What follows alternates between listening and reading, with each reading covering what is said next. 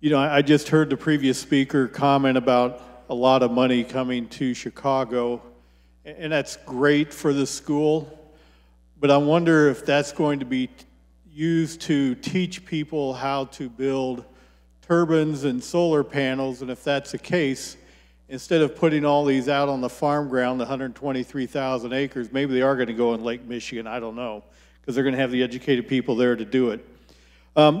A comment a few years ago, you all know I was in the military. I spent a year in Iraq. Every morning, General Petraeus was briefed how many hours of electricity the people of Iraq would experience. It would go something like this: 2 hours on, 6 hours off, 3 hours on, 5 hours off, 4 hours on, 4 hours off. The people of Iraq daily had to go through rolling blackouts because they did not have the electricity. We're not a war zone. We're not a third world country. But I guess I ask, when the year 2035 rolls around, and I know we've talked about this, the question's been asked, where's that energy going to come from? I don't believe we're going to have enough energy to make that up with the solar and turbine powers that some of you expect us to have at that time. What I envision are either rolling blackouts, as we experienced in Iraq, as they experienced in Chicago, as they experienced in California, as Representative Meyer talked about in Southern Illinois, they're experiencing already. Are you in Chicago willing to accept rolling blackouts? Are you willing to go 2 hours on, 6 hours off, 3 hours on, 5 hours off, 4 hours on, 4 hours off?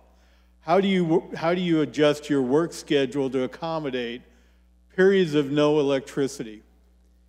Is that a threat? Is that a scare? It really needs to be something you think about when you think about the second and third order effect of this type legislation. On my farm, I've got 3 turbines. I live in a district that probably has more turbines than any other district in the state of Illinois. Right outside my front door of our farm, I call it red light district because we have about 200 and some turbines in that district in just several square miles. The other morning I finished chores. It's 79 degrees, 10 o'clock in the morning, and it was a cloudy day. I completed chores, went outside, and with my camera, and anybody wants to see the video, I videoed all those turbines off. Not a single turbine was turning. My comment on my phone was, here it is, 10 o'clock, 79 degrees. I can hear mom and dad's air conditioner running. Not a single turbine was turning. It was a cloudy day.